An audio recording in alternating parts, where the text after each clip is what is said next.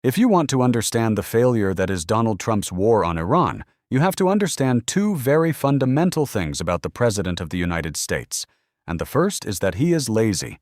Donald Trump does not like to work this narrative that is pushed by his cabinet, by his staff, by the MAGA mouthpieces in the media that he's up all night and grinding away. It's just plain bullshit. Donald Trump scrolling Twitter and eating Big Macs till 4 in the morning is not grueling hard labor. It's him being addicted to his phone. The second thing that you need to know about Donald Trump, which you probably already do, is that he's a fucking moron. He is stupid. Donald Trump is a dumb person. The only reason he is perceived as smart is because there are plenty of stupid people in America, dumb enough to think that he is after years of propaganda, whether it be The Apprentice or other Republicans licking his boots. But Donald Trump is neither, which is why he's giving up, and he is about to quit. And one of the biggest reasons is what Chris Murphy had to say right here about Donald Trump's war on Iran.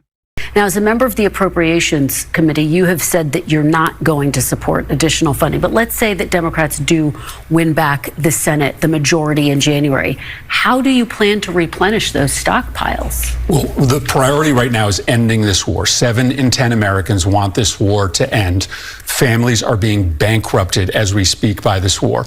As kids are going back to school, families are realizing that filling up lunchboxes this year is going to cost them $4,000 more than it did last year. That is mostly because of this war. So no, I'm not going to support funding to keep this war going.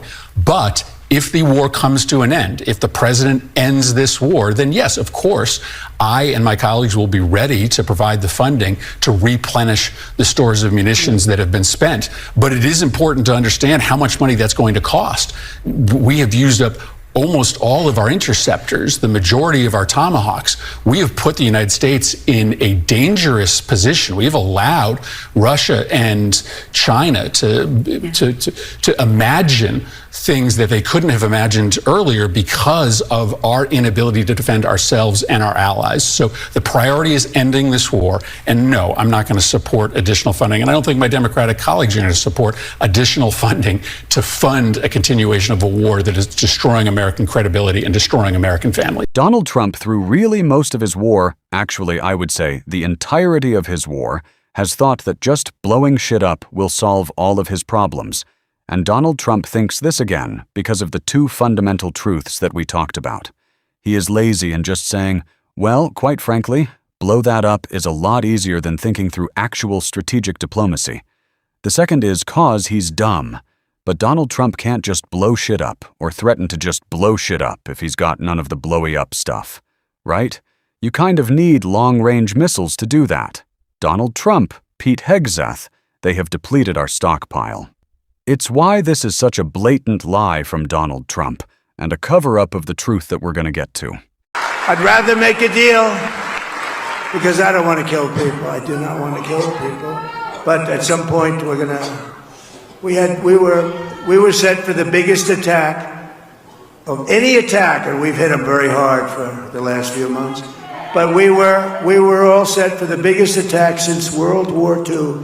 And they called me and they said, "Please don't do it. Let's talk." And then they said, "We never said that." You know what? The fake news knows they did say that. But we are talking. Let's see what happens. But they respect us.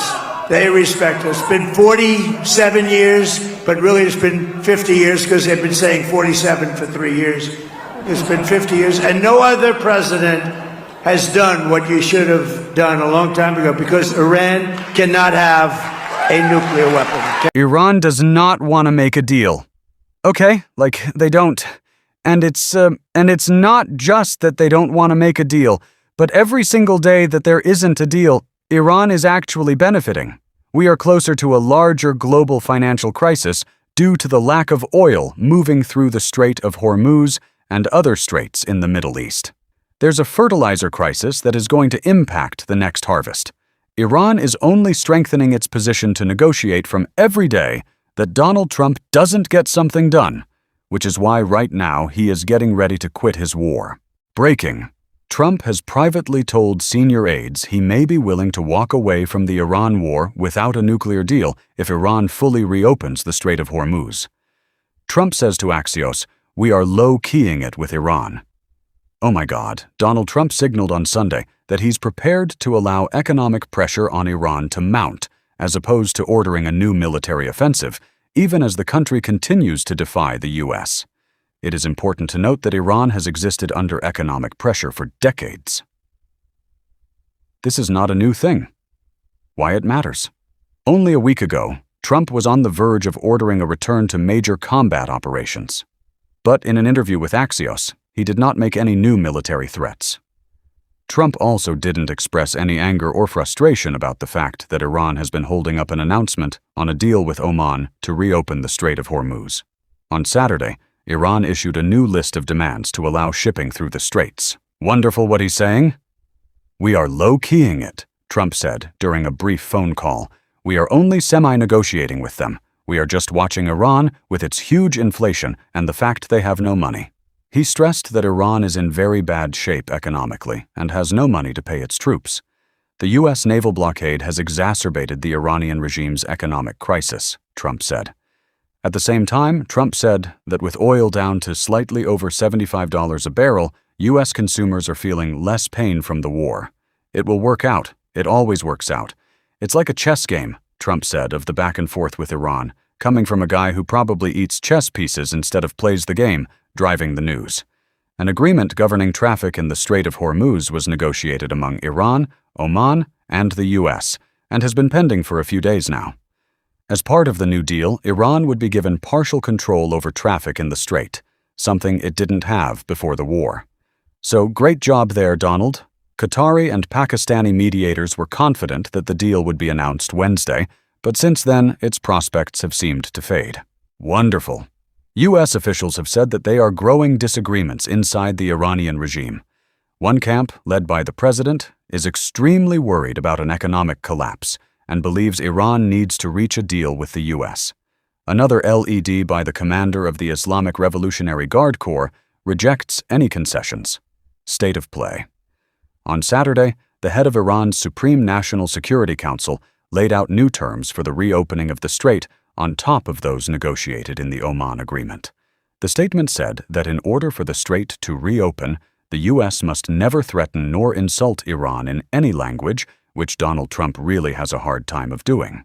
Permanently end the war against Iran and Iran's allies in Lebanon, Gaza, Yemen, and Iraq. Of course, Netanyahu won't be happy about that. Lift the naval blockade and withdraw military force from the surroundings of Iran?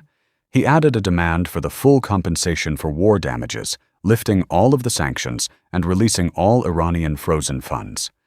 Until several weeks ago, those demands were a prerequisite for a nuclear deal. Now Iran is presenting them as conditions just for reopening the strait. A diplomat from one of the mediating countries said that the statement reflected the political infighting within the regime. Behind the scenes, U.S. officials said Trump was leaning towards resuming combat operations against Iran a week ago, but was convinced to de-escalate from now. One of the officials said the fighting allowed the Iranian regime to avoid dealing with the consequences of the war, the damage to infrastructure, and the deep economic crisis that has been created. When Iran isn't engaged in war, it is forced to confront a grim reality with no real solutions at hand. At the same time, the U.S. officials said around 8 million barrels of oil are going out of the Gulf every night through the southern lane of the Strait of Hormuz in coordination with the U.S. military. The U.S. is going to try and get more oil out as long as there is no deal. What to watch? This thing is not over. It's obviously not at the beginning. We're in the middle of the game and we're applying a whole host of tools, diplomatic, economic, military, to ensure that we are the best outcome, that we get the best outcome for the American people, J.D. Vance said, obviously lying. All right, so very important to note two things that are obvious in this article. The first is that Donald Trump is getting ready to quit, to just give up and go fucking, I don't know, open the strait? I don't care. But this idea that there is kind of a wavering and a tepidness by the Iranians is just laughable. Because they have what Pete Hegseth and Donald Trump have tried to instill in Americans, right? The feeling that something has been taken from them, but that this is an existential fight.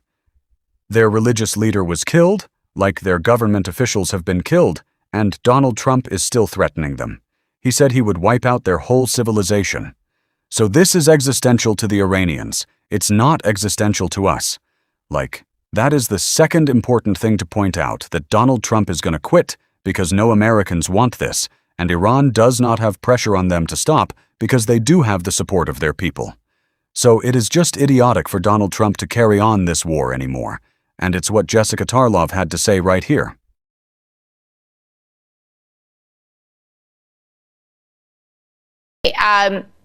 Listen, I'm sure that decapitation sounds the same as decimation, obliteration, and total destruction, which are other things that President Trump has said are going to rain down on the Iranians.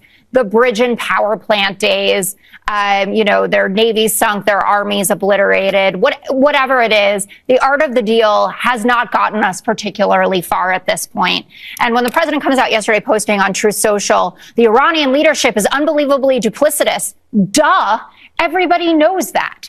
And you are the one who keeps pushing it as maybe they send you a text, a WhatsApp, a Signal chat, whatever it is, saying we'd like to come back to the table. And then they get another few days and then another few days. And if they get really lucky, then they get to sell their oil on the open market for a couple of weeks, make a ton of money. Our oil prices go down. You're thrilled about $78. I remember when you bragged in my face that it was at $70. So guess what? It's ticking back up. Still pretty good. Okay. You want to dismiss this report in Reuters about the fact that we have used virtually all of our long-range precision missiles in the war. I have been told before that every leak is a lie and I'm a traitor and everyone who says those kinds of things is going to jail for treason or whatever.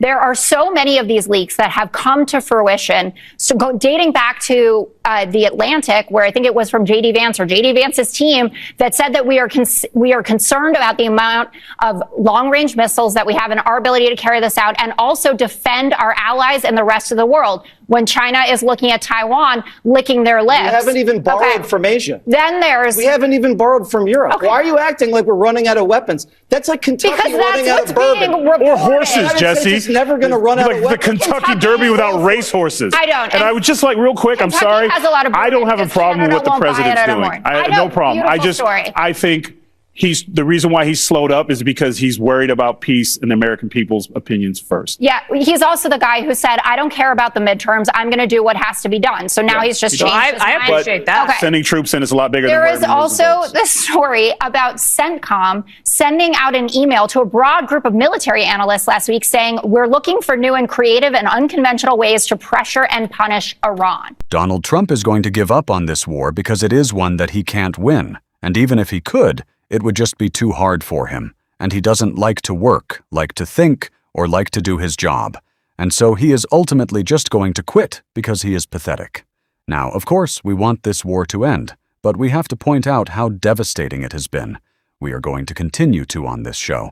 And if you want to support that and stay up to date on the coverage as always, you can hit that subscribe button, leave a like on this video. If you stuck around at the end, drop a blue heart in the comments. And until next time, I'll see you soon.